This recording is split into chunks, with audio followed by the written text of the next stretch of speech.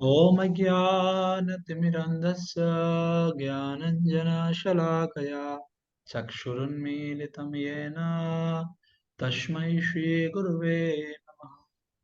नमो विष्णुपादाय कृष्णपृष्ठाय भूतले श्रीमते भक्तिवेदान्त स्वामिनीति नामिने। नमस्ते सारस्वते देवे गौरवाणि प्रचारिणे निर्विशेष शून्यवादी पाश्चात्य देश तारिणे। जय श्री कृष्ण चैतन्य प्रभु नित्यानंद श्री अद्वैत गदाधर श्रीवासादि गौर भक्त वृंद। हरे कृष्णा कृष्णा कृष्ण हरे हरे हरे राम राम राम हरे हरे। ओम नमः वासुदेवाय ओम नमः भगवते वासुदेवाय ओम नमः भगवते वासुदेवाय। हरे कृष्णा। तो आप लोग श्रीमद् भागवतम के फर्स्ट कैंटो की 9th चैप्टर विष्णुदेव के प्रयाण और विष्णुदेव भगवान की उपस्थिति में अपने शरीर को त्याग करते हैं, इस चैप्टर को हम अध्ययन कर रहे हैं श्रील प्रभुपाद के तात्पर्य के साथ।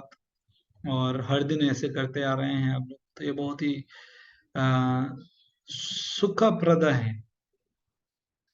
मनस महोत्सवम, मन के लिए महोत्सव क्या है, मन के लिए फीस्ट क्या है। पनीर सब्जी मन के लिए नहीं है ना, वो हमारा जीवा के लिए है। मन को वो जीवा कन्विंस कर लेता है, जो भाई ये आपको भी मजा आएगा। मन को कोई पनीर सब्जी से मजा नहीं आते हैं। Mind never take taste from paneer सब्जी, वो तो जीवा को आता है। जीवा बोलता है, माइंड को कन्विंस कर लेता है। इसलिए भक्तिविनोद ठाकुर कहते हैं तार मध्य जीवा अति लुभमय सुंदर। जीवा बहुत खतरनाक है। तो कहने का मतलब ये है कि मन के लिए महोत्सव क्या है, मन के लिए फीस्ट क्या है, भगवान की कथा। मनस महोत्सव। तो आज हम श्रीमद् भागवतम में बहुत सारा प्रार्थना है, बहुत सारा प्रेयर्स है। तो आज हम प्रार्थना को पढ़ेंगे जो विष्णु देव जी ने गाया है। तो मैं पहला प्रश्न आप सबसे पूछूंगा, सब नहीं बताएंगे, जो जो हाथ उठाएंगे वही बताना। पहले प्रश्न, ये दो प्रश्न करूंगा। आप इस प्रार्थना क्यों सुनना चाहते हैं, why do you want to hear this prayers. आप क्यों ये प्रेयर्स को सुनना चाहते हैं, वाई। तो ये है पहला प्रश्न। दूसरा प्रश्न ये है, ओके, तो ये पहला प्रश्न के लिए हाथ उठा लीजिए जो जो कहना चाहते हैं, और एक ही पॉइंट बोलेंगे आप। ओके, और प्लीज प्रैक्टिकल बताइएगा, है ना, मुझे वो भगवत धाम की भाषा। ओके, तो कृपा करके आप अपने जीवन में ये क्यों सुनना चाहते हैं, आप अपने जीवन में क्या महत्व रखते हैं, क्यों सुनना है मुझे, मेरे को क्या फायदा होगा, है ना, what I will get from this prayers. Okay, अभी 10 मोर सेकेंड, 10 सेकेंड के बाद हम इसके ऊपर और चार भक्तों को ही रखेंगे, और कोई नहीं। बस ये चार भक्त ही कहना चाहते हैं, पांच हैं। ओके, और कोई। ये प्रेयर्स को क्यों सुनना चाहते हैं हम, क्यों क्यों टाइम बर्बाद करेंगे, आधा घंटा, 30 मिनट्स। हरे कृष्ण बोलिए, धन्यवाद स्वामी। मैं बताऊं? जी प्रभु, अभी आप बता सकते हैं। जी जी जी। प्रभु जी, जैसे ये हम इसलिए सुनना चाहते हैं ताकि हम जो है हम नहीं बोलेंगे, भगवान मैं बोलिए, यहाँ अध्यात्म बुद्धि में आ जाइए, कोई दिक्कत नहीं। बोलिए मैं क्यों सुनना चाहता हूँ। जी प्रभु जी, जो मैं इसीलिए सुनना ये चाहता हूँ ताकि मेरे पर्सनल जीवन में, लाइफ में इससे क्या जो मुझे सीखने को मिलेगा, भगवान से किस तरह से प्रेयर, किस तरह से प्रार्थना करना चाहिए, ये विष्णु देव से हमें सीखना चाहिए। जो भगवान से कैसे हम प्रार्थना, हम तो प्रार्थना करने भी नहीं जानते, तो भगवान से किस तरह से प्रेयर करना चाहिए, किस तरह से क्या प्रेयर होती है, इससे हमारा जो ये व्यक्तिगत लाइफ में हमारा क्या, इससे हम शिक्षा मिलेंगे क्या। ओके प्रभु, वेरी गुड, बहुत अच्छा है। मतलब प्रार्थना सीखने के लिए, है ना, मतलब हम कैसे भगवान से प्रार्थना करें। अच्छा, बहुत अच्छा बोला आपने। ओके, सचिन राठौर प्रभु, प्लीज। हरे कृष्ण प्रभु। स्वयं के शुद्धिकरण के लिए उसको अपने जीवन में करके अपना प्यूरिफिकेशन कर सकते हैं। ओके, प्यूरिफिकेशन के लिए। Okay, very good. Yes, Sita Samarpani माता जी। हरे कृष्ण प्रभु जी, आपके श्री चरणों में दंडवत प्रणाम। सभी वैष्णव भक्तों के श्री चरणों में दंडवत प्रणाम। प्रभु जी, मन की प्रार्थना इसलिए सुनना चाहते हैं, ये प्रार्थना मन की शुद्धिकरण के लिए, और मन की शुद्धिकरण होगी तो हमको भगवत प्राप्ति होगी, इस कारण। हरे कृष्णा। मन की शुद्धिकरण के लिए मन जी। हाँ, सही पॉइंट है, लेकिन मैं थोड़ा सा प्रैक्टिकल को सुनना चाहता हूँ। प्रैक्टिकल मतलब आपके लिए क्या है? अरे मन शुद्धिकरण आपने देखा मन शुद्धि होते हुए? नहीं देखे आपने। हमारे लिए कैसे? जी नहीं, अपना आपका पॉइंट सही है, स्पिरिचुअल पॉइंट ऑफ व्यू से, आध्यात्मिक दृष्टिकोण से, लेकिन हम कुछ मतलब अपने जीवन में आज हम कैसे देख सकते हैं श्लोक को, आज कैसे हम अप्लाई कर सकते हैं, वाई, क्यों हम सुनना चाहते हैं। मैं क्योंकि बाद में बताता हूँ मैं क्यों, एक्चुअल में क्या रीजन है। ओके, दीपिका सूर्यवंशी माता जी प्लीज। हरे कृष्ण प्रभु जी, दंड प्रणाम। मैं अपने जीवन में सुधार लाने के लिए ये प्रार्थना सुनना चाहती हूँ। वेरी गुड, प्रैक्टिकल है, मतलब हम अपने जीवन में सुधार लाना चाहते हैं। मन की शुद्धि, अच्छा बोला आपने, मन की शुद्धिकरण के लिए ये सीता समझना था कि ठीक है, भगवत प्राप्ति तो करेंगे। देवराज प्रभु। हरे कृष्णा प्रभु जी, दंडवत प्रणाम। मैं इस प्रार्थना को इसलिए सुनना चाहता हूँ क्योंकि इस संसार में हमें कष्ट तो बहुत रहेगा, और जिस कष्ट की तरफ मन जाएगा उस तरह मेरे को कष्ट सहना पड़ेगा। किंतु अगर मैं अपने मन को भीष्म पितामह की प्रार्थना के द्वारा सीखूंगा कि सदैव भगवान पे स्मरण करे, तो मैं इस अपने दुख को भूल जाऊंगा। जिस तरह से भीष्म पितामह के शरीर में इतने तीर लगे थे कि बाल रखने के लिए भी जगह नहीं था, किंतु वो पीड़ा भीष्मदेव को दर्द नहीं दे रहा था, क्योंकि भीष्मदेव उस टाइम भगवान के दर्शन कर रहे थे, भगवान के बारे में सोच रहे थे। इसलिए हमें इन प्रार्थनाओं से ये सोचना चाहिए, और मैं ये सोचता हूँ, मैं बोल दी, मैं इसलिए ऐसा प्रार्थना इसलिए करना चाहता हूँ कि अगर मेरे शरीर में कितना भी कष्ट होगा, जब मैं भगवान का सदैव दर्शन करूंगा तो मेरे शरीर का जो भी कष्ट होगा वो मेरे को सहने के लिए, उसको मेरा ध्यान ही नहीं रहेगा, तो वो मेरे को दर्द नहीं दे सकता है, क्योंकि आत्मा है, वो शरीर है। आत्मा जो अलग है और शरीर अलग है, कष्ट शरीर समझ को गया। होता है। कहने का मतलब ये है कि हम ये सारे दुख कष्ट से मुक्त, दुख कष्ट से डील करने के लिए विष्णुदेव की प्रार्थना को सुनना चाहते हैं। ओके ओके, अच्छा अच्छा पॉइंट है। इलापति कृष्ण प्रभु।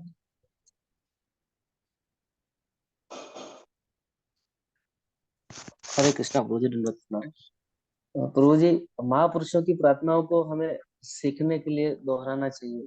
मैं उससे कुछ महापुरुषों की प्रार्थना सीखने के हिसाब से सुनना चाहता हूँ। हाँ, मतलब कैसे बड़े कैसे हैं, भगवान रिस्पेक्ट करना चाहिए, तो उनकी बातों को हम दोहराएंगे। हाँ, अच्छा है, मनोभाव ठीक है। हरिओम प्रभु। हरे कृष्णा प्रभु, दंडवत प्रणाम। भक्त अपने भगवान के प्रति क्या भावनाएं रखता है, इतने महान भक्त हैं भीष्म भीष्म पितामह, तो थोड़ा सा समझना चाहते हैं प्रभु कि भक्त अपने भगवान के प्रति क्या भावनाएं रखता है, और विशेषकर मृत्यु के समय। हरे कृष्णा प्रभु। वेरी गुड, अच्छा। ओके, सुमन वर्मा माता जी लास्ट बोलिए, क्यों सुनना चाहते हैं आप? हरे कृष्ण प्रभु, धन्यवाद प्रणाम। प्रभु जी, मैं सिर्फ कृष्ण भगवान के शरणों में आना चाहती हूँ, और सब मोह माया सब छोड़ दूं। बस बस भगवत गीता का मुझे ज्ञान मिलता जाए प्रभु, बस मैं ही चाहती हूँ प्रभु जी। बस हरे कृष्ण प्रभु। कानाथ वो सब नोट कर रहे हैं, जब आएंगे हम लोग के उधर बुक डिस्ट्रीब्यूशन में सबको लगाएंगे प्रभु, याद रखिए। ओके, तो सबने बहुत अच्छा बोला, आपने सबका पॉइंट ही प्रैक्टिकल है, लेकिन जो देवराज प्रभु ने बताया उसमें बस मैं थोड़ा सा ऐड करना चाहूंगा। हाँ, हम इसलिए विष्णुदेव की प्रेयर सुनना चाहते हैं, इसलिए मैं पढ़ना चाहता हूँ, इसलिए मैं सुनना चाहता हूँ, क्योंकि विष्णुदेव की स्थिति जैसे हमारा भी स्थिति है। हम धर्मों की अपोजिट पक्ष में भाग ले रहे हैं, उसके बाद हमारा जीवन में भी तीर, बहुत सारा तीर है, डिप्रेशन की है, स्ट्रेस की है, काम की है, क्रोध के है, लोभ के है, मोह के हैं, अलग अलग चीजों के हैं, तीर लगा हुआ है। एक से बचो तो दूसरा है, दूसरा से बचो तो तीसरा है, इस तरह से हमारा जीवन में भी है। लेकिन ऐसे कठिन परिस्थिति में भी कैसे मनोभाव होना चाहिए क्या मतलब एग्जाम्पलरी मेंटेलिटी क्या है, वो विश्वदेव से सीखना चाहिए। कोई व्यक्ति कह सकते हैं प्रभु मैं आईसीयू में हूँ, मैं मेडिकल में हूँ, हॉस्पिटल में एडमिट हूँ, मैं कैसे कर सकता हूँ भगवान को, कैसे याद कर सकता हूँ। तो इसके लिए प्रैक्टिकल एग्जाम्पल ये है, तुम्हारा पास एक ही सलाइन लगा हुआ है ना, इधर विश्वदेव को बेचारा को कितना सलाइन लगा हुआ है। तो इसलिए ये प्रैक्टिकल है हम लोगों के लिए। तो इस भाव से हम चलिए, हमारा शरीर से भी खून निकल रहा है, हो सकते पसीना के रूप में, है ना, in the form of sweat, पसीना के रूप से, नहीं तो गुस्सा के रूप से, किसी ना किसी रूप से वो निकल रहा है, isn't it? तो इसलिए हमको विश्वदेव के पास, ये विश्वदेव की प्रेयर्स जब हम पढ़ते हैं तो हमको अपने आप को उसी सिचुएशन में रखकर समझना पड़ेगा, तब जाकर आप प्रार्थना को समझ सकते हैं, हाँ ये भगवान को मैं कह रहा हूँ। और जब तक हमको ये भावना नहीं आएगा ना प्रेयर्स पढ़ने के बाद, जो this is my prayer, Vishwadev को ये बोलने की जरूरत नहीं, वो कृष्ण के भक्त है। भक्तिविनोद ठाकुर क्या कहते हैं, आमार जीवन सदा पापे रतन नहीं कपूर निर्लेश। अरे मेरे जीवन संपूर्ण पाप से भरा हुआ है, कोई पुण्य नहीं है। अरे भक्तिविनोद ठाकुर का ऐसी स्थिति है क्या? वो भगवान के पार्षद है, गोपी है, मंजरी है, लेकिन वो हम सबके लिए है प्रार्थना है, हमारा जीवन सदा पाप में रत है। ओके, तो ये विश्वदेव की जो प्रेयर्स है, ये नॉर्मल ट्यून में नहीं है।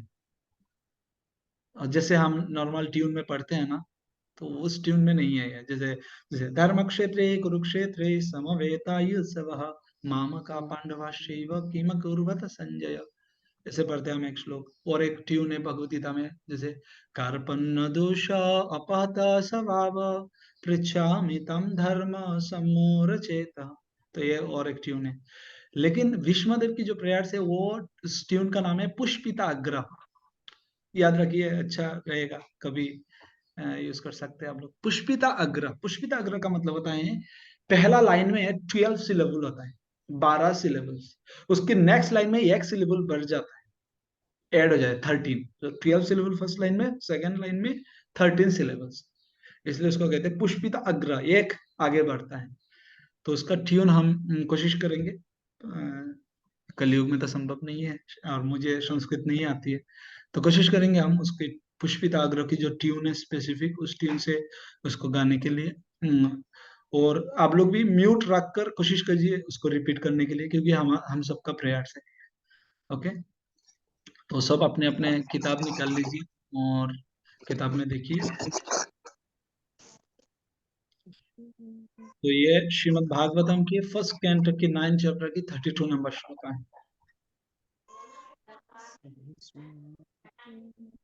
तो ये श्री भीष्म,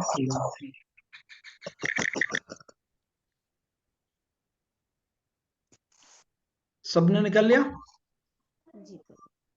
हाँ प्रभु। ठीक है, सबके पास किताब है तो किताब की तरफ देखिए। इति माति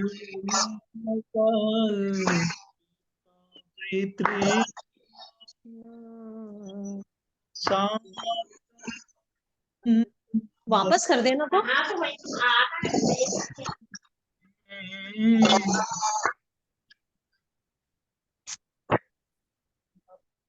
हरे कृष्णा, सभी अपने माइक म्यूट कर लीजिए प्लीज। आवाज क्लियर नहीं है प्रभु। वॉइस ठीक से नहीं आया प्रभु जी आपकी। आवाज ठीक से नहीं आई प्रभु जी। हरे कृष्णा।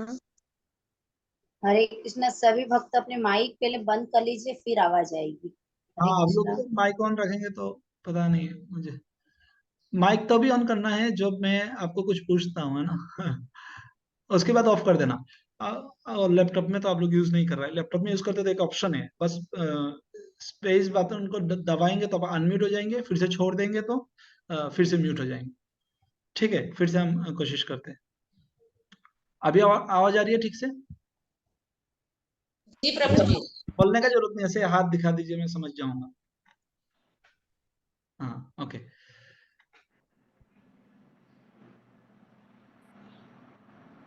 तो सब लोग निकाल लीजिए अपना किताब में। इति मतिरोपकल्पिता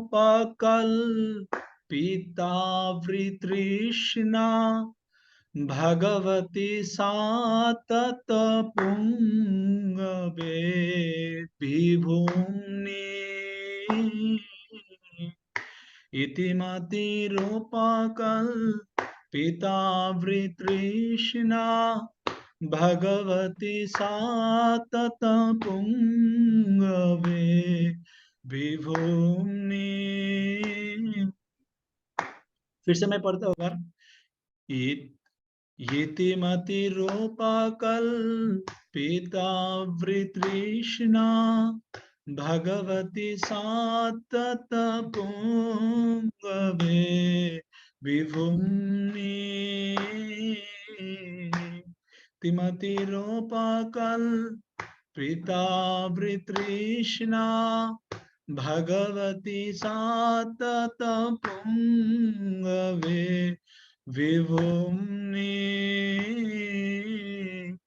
ससुखमुपगते कचिद्विहर्तुं प्रकृतिमुपयेषु यद्भव प्रवाहो ससुखमुपगते कचिद्विहर्तुं प्रकृतिमुपयेषु यद्भव प्रवाहो सुखमुपगते कचिद्विहर्तुं प्रकृतिमुपयेषु यद्भव प्रवाहो ससुखमुपगते कचिद्विहर्तुं प्रकृति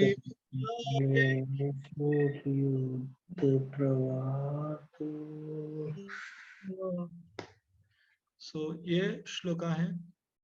अनुवाद पढ़िए कोई वक्त तो उपेंद्र प्रिय प्रभु आप पढ़िए।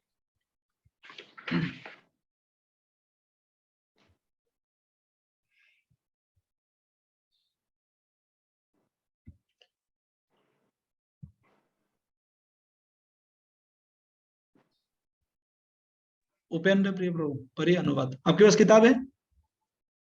जी प्रभु जी, जी प्रभु जी। जी हरे कृष्ण बोल जगन्नाथ प्रणाम। विश्वदेव ने कहा, अभी तक मैं जो सोचता, जो अनुभव करता तथा जो चाहता था वो विभिन्न विषयों तथा वृत्तियों के अधीन था, किंतु अब मुझे उसे परम शक्तिमान भगवान श्री कृष्ण में लगाने दो।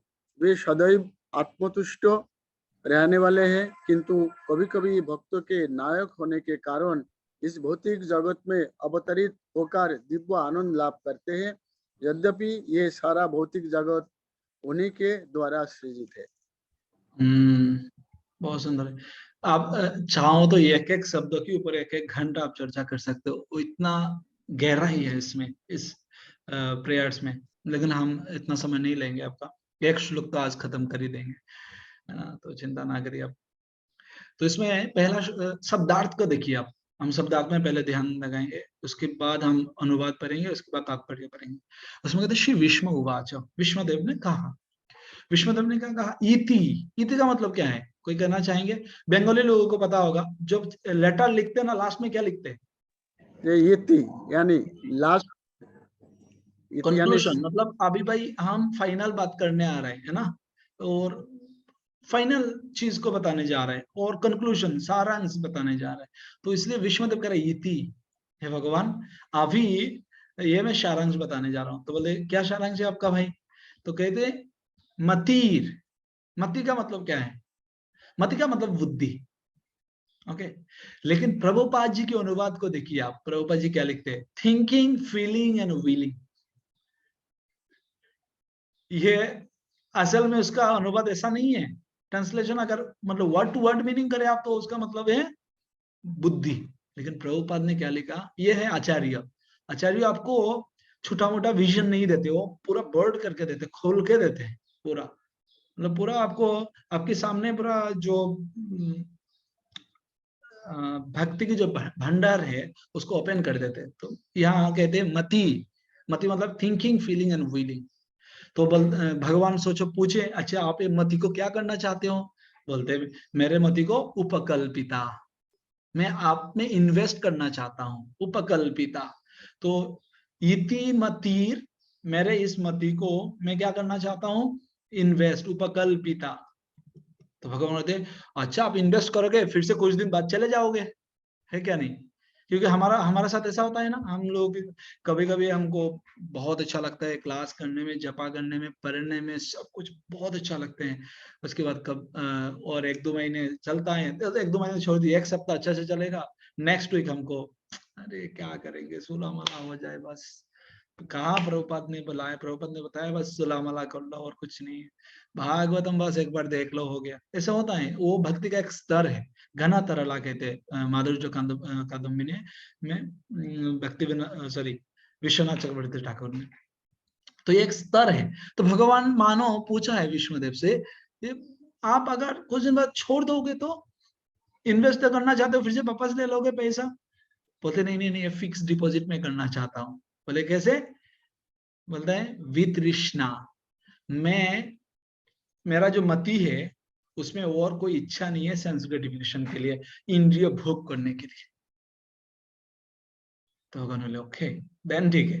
तो इति मतिर उपकल्पिता वृतृष्णा, मेरे मति जो है वो वृतृष्णा हो चुका है। वृतृष्णा मतलब होता है संपूर्ण रूप से वो, मतलब उससे मतलब मन उठ गया है पूरा, मतलब कोई चीज से बोलते ना अरे इस चीज से वृतृष्णा हो गया हूं मैं पूरा, और कोई इच्छा नहीं है मेरे, एक और एक मात्र इच्छा है भगवान, मेरे थिंकिंग, मेरे चिंता को मैं आपकी चरण में लगाना चाहता हूँ, मेरे फीलिंग, मेरे अनुभव को, मेरे अंदर जो फीलिंग है आपके लिए लगाना चाहता हूँ, और थिंकिंग, फीलिंग एंड विलिंग में आपके लिए सेवा करना चाहता हूँ। इति मतिर उपकल्पिता वृतृष्णा। उसके बाद क्या कहते हैं भगवान? कहते ठीक है, कहाँ लगाना चाहते हो तुम? कोई डेमिगॉड्स पे या बहुत सारे लोग हैं, बहुत सारे तुम्हारा गुरुजन है, अलग अलग लोग है, किस में लगाना चाहते हो? भागवती, भगवान आप पर लगाना चाहते हैं, हम भगवान पर लगाना चाहते हैं। बोलते अच्छा मुझ पर क्यों? तो बोले भगवान के गुण बताते विष्णुदेव। क्या गुण कहते हैं? सात तत्व पुंगवे, भगवान क्योंकि आप अपने भक्तों, सारे भक्तों को लीडर है, आप सारे भक्तों को आप लीड करते हो, इसलिए मैं आपके ऊपर मेरे भावनाओं को लगाना चाहता हूँ, मेरे मति को लगाना चाहता हूँ, क्योंकि आप सात तत्व पुंगवे। तो यह भगवान के गुण भी बताया उन्होंने। उसके बाद बोले क्या? भगवान बोलते ठीक है, क्यों? मैं तो ठीक है लीडर हूं मान लिया, लेकिन क्यों? तो कहते हैं विभुम्नि, क्योंकि आप ही एकमात्र ग्रेट हो, तुसी महान हो, आप ही महान हो प्रभु, आपसे बढ़कर कोई नहीं, विभु हो आप, इसलिए कहते विभुम्नि। तो कितना सुंदर श्लोक है ना। अब देखो, इतिमति रूपकल्पिता वृतृष्णा स्वात्तत भगवती सात्तत पुंगवे विभुम्नि। उसके बाद भगवान को वो भगवान के और कुछ गुण कहते, वो कहते ससुकम उपगते कचिद विहर्तुम। बोलते भगवान आपको खुश करने के लिए ना और किसी चीज की जरूरत नहीं है, आप खुद ही सेल्फ सेटिस्फाइड है, आप आत्माराम हो।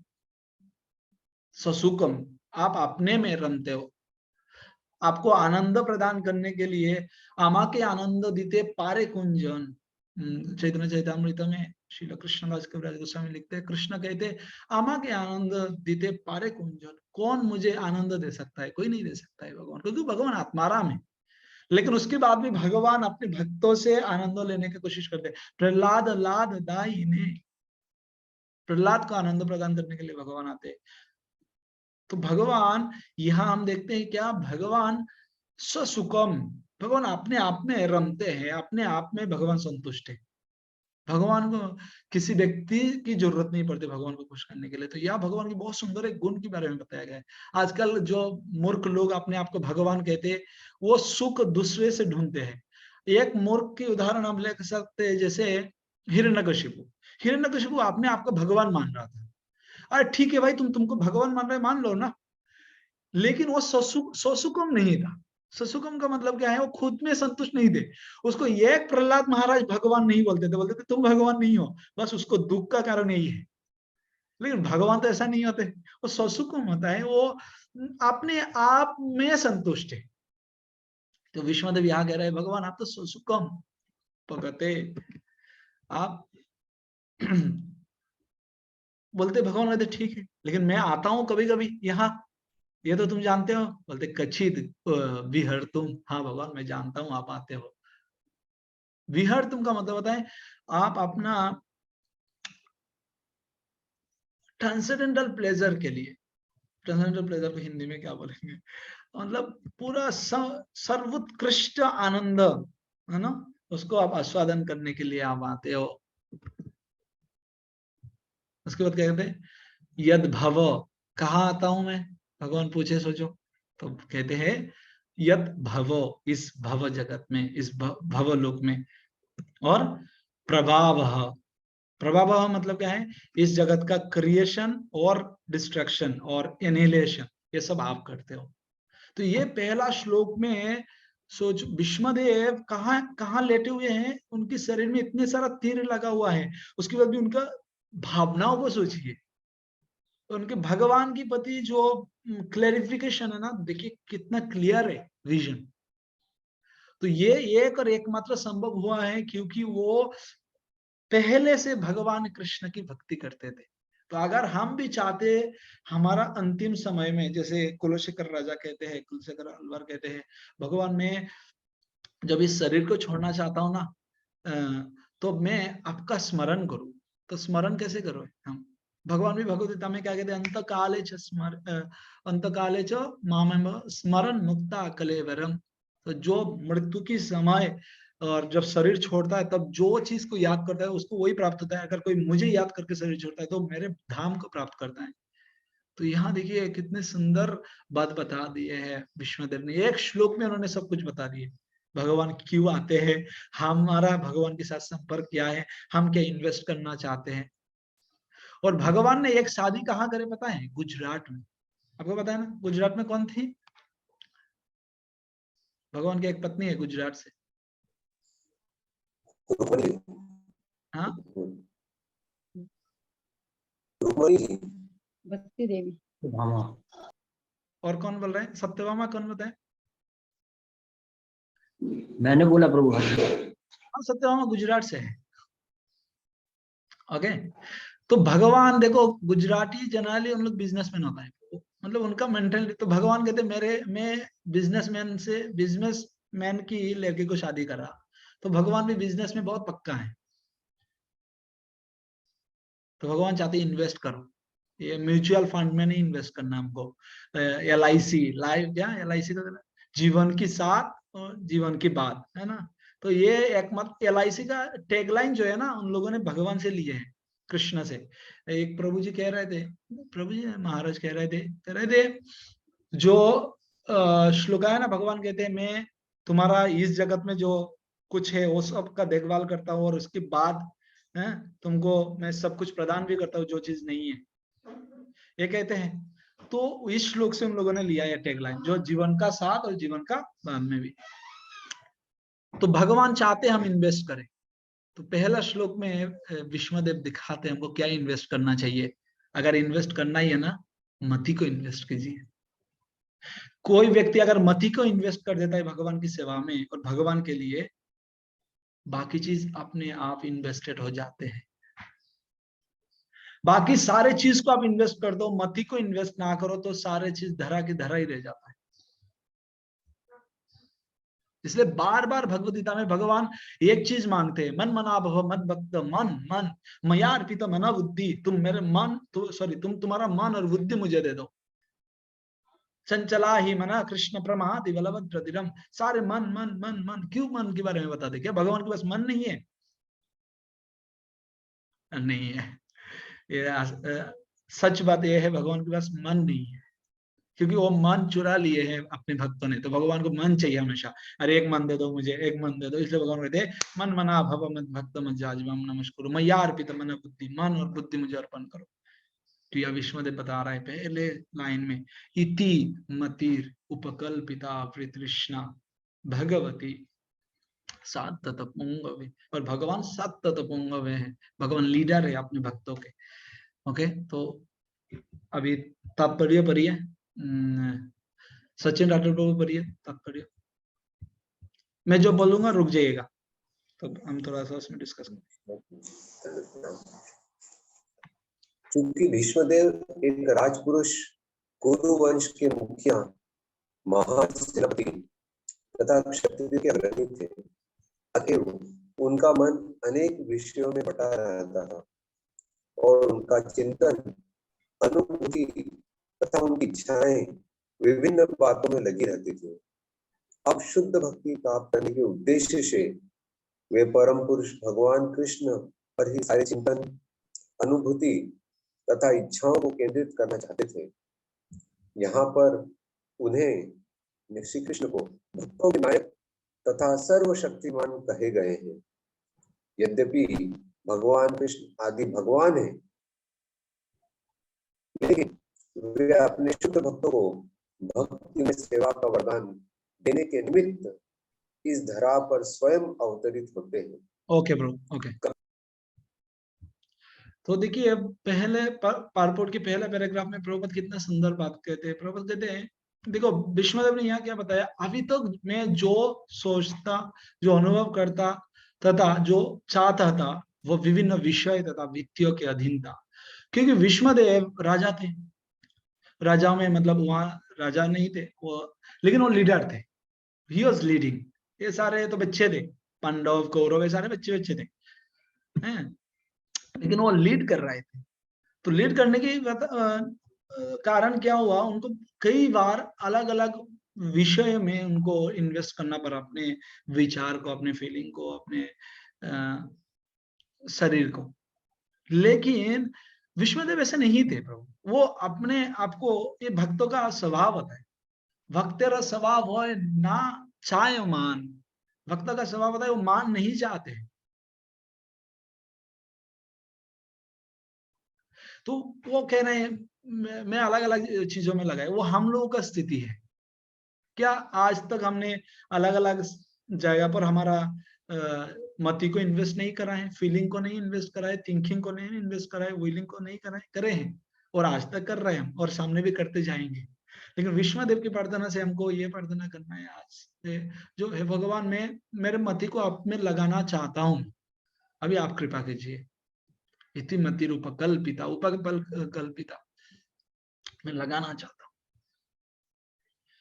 यहाँ विष्णुदेव तो प्रभुपद कहते हैं वो इसलिए भगवान को कह रहा है क्या, मैं भगवान में अभी सारे इच्छाओं को, सारे अनुभूति को, सारे चिंतन को आप में लगाना चाहता हूँ, आप में केंद्रित करना चाहता हूँ। और भगवान को यहाँ नायक तथा सर्वशक्तिमान कहा गया है। यद्यपि भगवान कृष्ण आदि भगवान है, लेकिन वे अपने शुद्ध भक्तों को भक्तिमय सेवा का वरदान देने के निमित्त इस धरा पर स्वयं अवतरित होते हैं। देखो भगवान कहते यदा यदा हि धर्मस्य ग्लानि भवति भारत भूत्वा नाम धर्मस्य तदात्मनां सृजाम्यहम्। ये सारे कारण नहीं है भगवान को आने के लिए, कृष्ण ये सारे कारण के लिए आते ही नहीं है, उनको कोई जरूरत ही नहीं है धर्म का स्थापन करने के लिए। कहा धर्म के स्थापन कृष्ण ने करा है, वो तो ऐसे लीला करे हैं, सारे लोग बिबिल्डर हो चुके हैं, इसलिए उनको चैतन्य महाप्रभु के रूप में आना पड़ा। चैतन्य महाप्रभु के रूप में आने की बाद भी उन्होंने पूरा संपूर्ण रूप से धर्म की प्रतिष्ठा नहीं करे, लेकिन प्रभुपाद जी ने देखो पूरा दुनिया में धर्म की प्रतिष्ठा करी, सिर्फ भारत में नहीं करा, पूरा दुनिया में। तो इसलिए कहते हैं धर्म प्रतिष्ठा करने के लिए एक आचार्य, एक भगवान की रिप्रेजेंटेटिव काफी है, और अधर्म को नाश करने के लिए धर्म प्रतिष्ठा कर दो, अधर्म नाश हो जाएगा। जहां अंदर लाइट है, उजाला है, वहां अंधेरा रह नहीं सकता है, isn't it?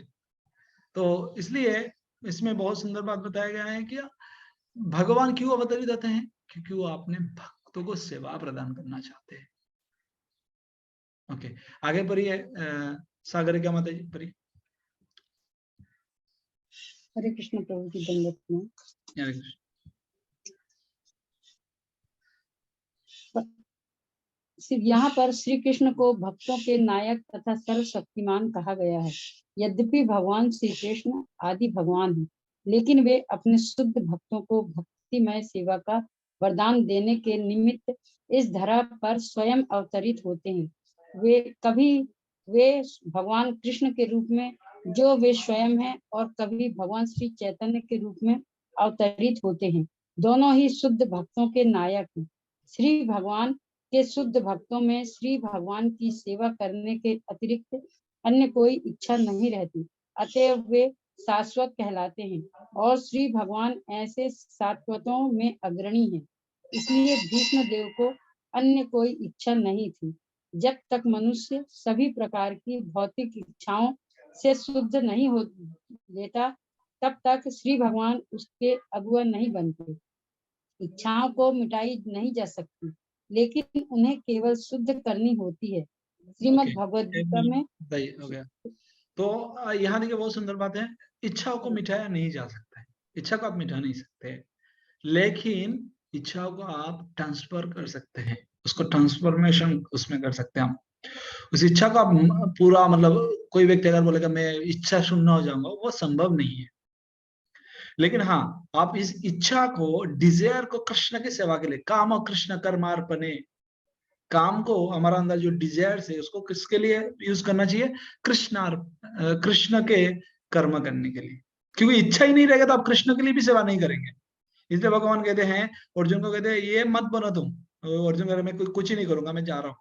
भगवान कहते नहीं, तुम मेरे खुशी के लिए काम करो। ओके, देन सीता समर्पणी माता जी पढ़िए आगे से। हरे कृष्ण प्रभु जी, आपके श्री चरणों में दंडवत प्रणाम। शील प्रभुपाद की जय। भगवत गीता में स्वयं भगवान ने पुष्टि की है कि वे भगवान की सेवा में निरंतर लीन रहने वाले शुद्ध भक्तों को उसके हृदय के भीतर से उपदेश देते हैं। ऐसा उपदेश किसी भौतिक हेतु के लिए नहीं, अपितु अपने घर भगवान के धाम वापस जाने के लिए दिया जाता है।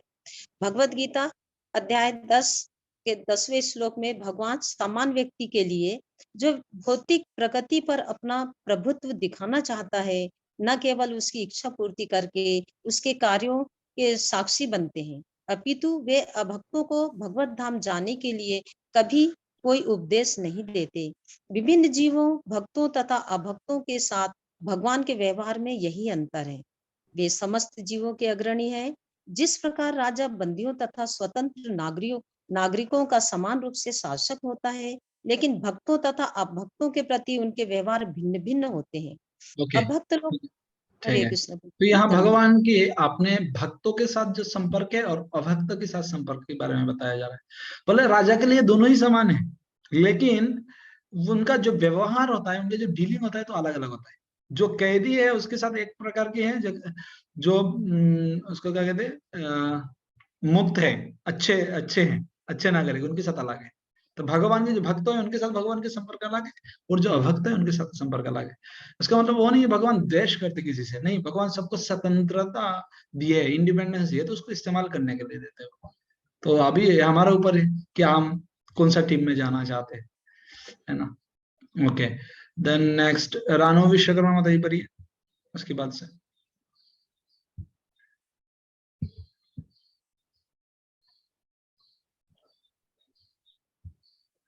हरे कृष्ण प्रभु जी, दंडवत प्रणाम। Yes ma'am. विभिन्न जीवों, भक्तों तथा अभक्तों के साथ भगवान के व्यवहार में यही अंतर है। वे समस्त जीवों के अग्रणी हैं। जिस प्रकार राजा बंदियों तथा स्वतंत्र नागरिकों का समान रूप से शासन होता है, लेकिन भक्तों तथा अभक्तों के प्रति उनके व्यवहार भिन्न भिन्न होते हैं। अभक्त लोग भगवान से कभी कोई उपदेश ग्रहण करने की परवाह नहीं करते, इसलिए वे उनके विषय में मौन बने रहते हैं। यद्यपि वे उनके सारे कार्यों की साक्षी बनकर उन्हें अच्छा या बुरा फल देते रहते हैं। भक्तगण इस भौतिक अच्छाई बुराई से परे होते हैं। वे अध्यात्म पथ पर अग्रसर होते रहते हैं, अतएव उन्हें किसी प्रकार की भौतिक इच्छा नहीं रहती। ओके मैडम, ठीक है।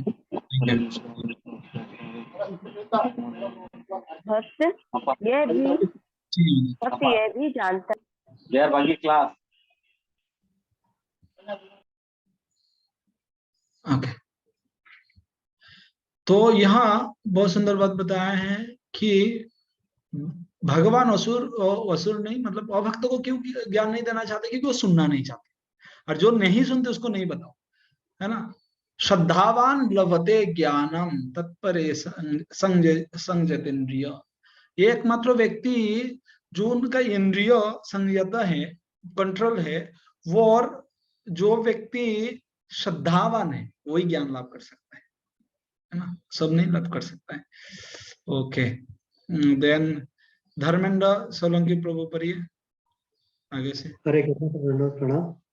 भक्त यह भी जानता है कि कृष्ण ही आदि नारायण है, क्योंकि भगवान श्री कृष्ण ही अपने पूर्वांश से करोड़ों तक अक्षी विष्णु के रूप में प्रकट होते हुए हैं, जो सारी भौतिक सृष्टि के मूल स्रोत है। भगवान क्या अपने शुद्ध भक्तों के साथ संगति करने को भी इच्छुक रहते हैं, और उन्हें के लिए वे इस धरा पर अवतरण लेकर उन्हें जीवन दान देते हैं।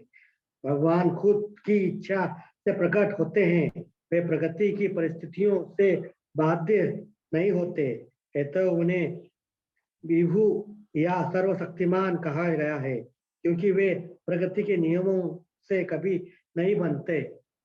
हरे कृष्णा प्रभु। भगवान ये प्रकृति से बनते नहीं है, भगवान ये सारे प्रकृति के अंडर में नहीं है। माया दक्षिण है प्रकृति सुयते सचराचर भगवद्गीता में भगवान कहते हैं, ये सारे माया जो प्रकृति हो मेरे अंडर में चलता है ना। तो हम यह देखते हैं जो भक्त हैं उनको भगवान के बारे में ज्ञान होता है ना। जो हम देखते विष्णुदेव ने बताया है, सात तत्व पुंग वे, भगवान आप सात तत्व पुंग वे, आप लीडर हो अपने भक्तों के, है ना। तो अगर हम अपने जीवन में भगवान को लीडर बनाना चाहते तो ये सारे प्रार्थनाओं को हमको हर दिन, जैसे मैं जानता हूँ सीता हर दिन 12 चैप्टर भगवत गीता के प्रभु रिसाइटेशन करते हैं हर दिन विदाउट फेल। जब हम संकीर्तन में जाते तो मैं देखता था हर दिन प्रभु को पूरा याद है कंठस्थ है। तो इसी तरह से हम भी कोशिश करें कोई श्लोका को याद करने के लिए और उसको हर दिन उच्चारण करने के लिए। तो एक दिन ना एक दिन आप देखेंगे, आप नहीं चाहते हुए भी अपने जीवन में ऐसे ही अप्लाई हो जाएगा, है ना।